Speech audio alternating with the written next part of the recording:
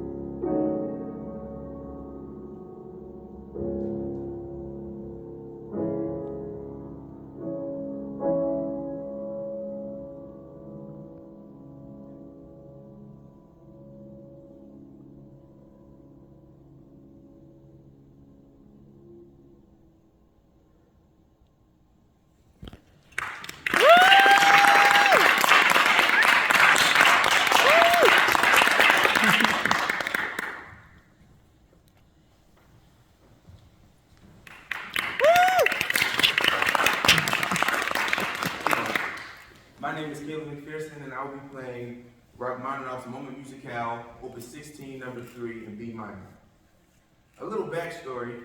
In 1917, after the Russian Revolution, Rachmaninoff left his homeland and eventually moved to the United States. He was already well known, but this move marked a major turning point in his life and music. While in the US, he took on a demanding concert schedule, but he never stopped composing, and he never let go of the deep emotional connection he felt to his Russian roots. That longing for home echoes in Moment Musicale, Opus 16, number 3. It's a piece full of expressive, sweeping melodies and that rich, romantic intensity he's known for. The music is technically challenging, but beyond the technique, there's a story unfolding. It starts quietly and grows into something powerful and emotional, just like so many of his great works. This piece shows off some of his best piano traits: virtuosic skill, dramatic build-up, lush harmonies, and expressive phrasing. It's like a mini drama in a few short minutes. Even after leaving Russia, Rachmaninoff never left its spirit behind. His music speaks with emotion and longing that still moves people today. And Moment Musicale is a perfect example of why his legacy endures.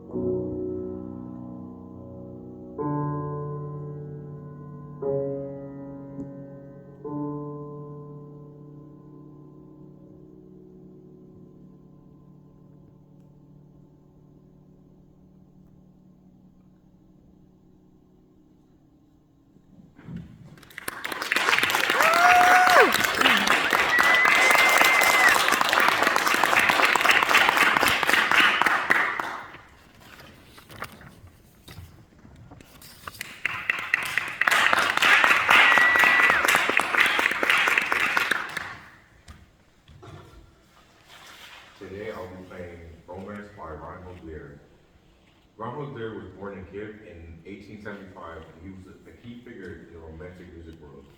He studied at the Kiev School of Music and the Moscow Conservatory, learning from some top-notch teachers. He was also a teacher himself, guiding future stars like Nikolai Myaskovsky and Sergei Kozlovetsky at the Ganeshin School of Music. Glier's music was influenced by Russian folk tunes, a style that helped him earn major Soviet awards, though it also made him a bit of a target for other composers who suffered under the regime. Despite being well known in Russia, Glier never visited Western Europe. Instead, he focused on spreading his music through rural Russia, staying connected to his cultural roots. His piece Romance is all about expressive, emotional melodies. It is not titled folk music, but you can really feel the mood, like walking down a quiet street in the rain. A lot of Glier's work still hasn't been fully explored, especially some of his early piano and chamber pieces, leaving plenty of room for discovery in his musical legacy.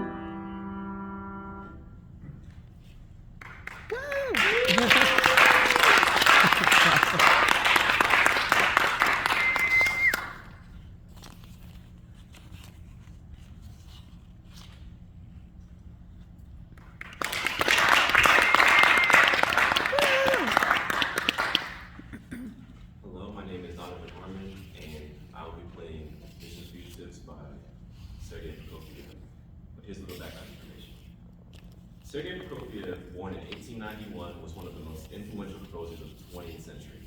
He started composing music at just the age of 5 years old and wrote his first opera by the time he was 9, showing how much of a prodigy he really was. Prokofiev went on to study at the St. Petersburg Conservatory at the age of 13, and his work combines classical traditions with fresh, innovative ideas. His music is known for its melodic beauty and energetic rhythms, always keeping the listener engaged. Beyond classical music, Prokofiev worked in film, composing famous scores like Lieutenant Kiji and Alexander Nevsky. His experience in film gave him the chance to explore new sounds and techniques, which influenced his later concert music. Visions Fugitives is a set of 20 short piano pieces that capture a wide range of emotions and moods. The overlapping hand crossings create a unique sound, and the piece is full of unexpected changes, making it exciting both to play and to listen to. I can second that. Prokofiev's music blends the old with the new, and in Visions Fugitives, you can hear his signature style. Lyrical melodies mixed with rhythmic energy and unexpected twists. It's a piece that keeps you on your toes. And here's something fun. Prokofiev was also a chess master. His strategic thinking probably helped him craft these complex, layered compositions that continue to captivate audiences to this day. Thank you.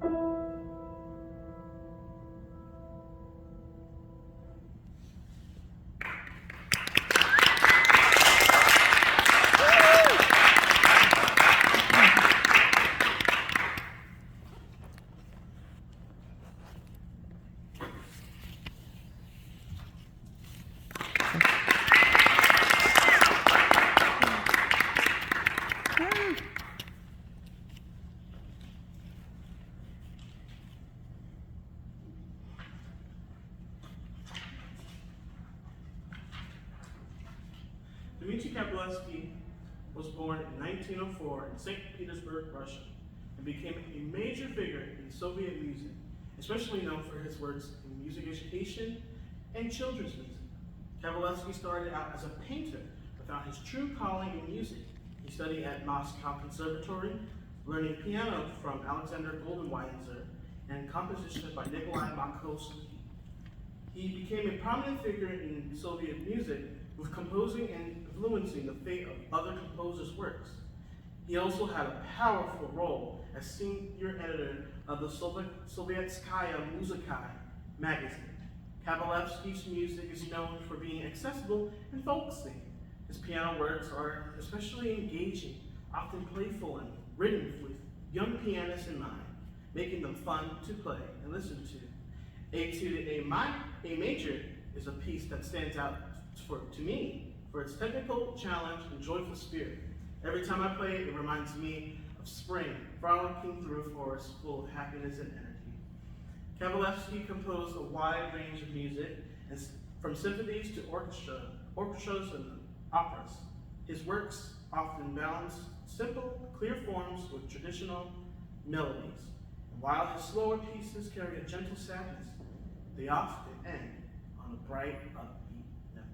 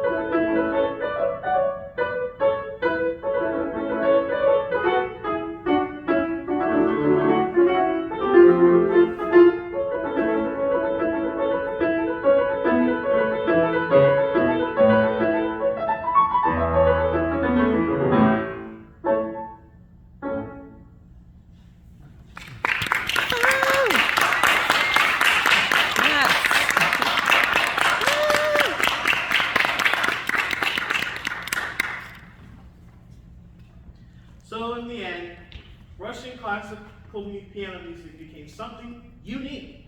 It wasn't just about notes, it was about identity. So when you listen to Russian classical piano music, you're not just hearing techniques or elegance, you're hearing history, culture, and pride expressed through all 88 keys. Thank you. Yeah. Nice.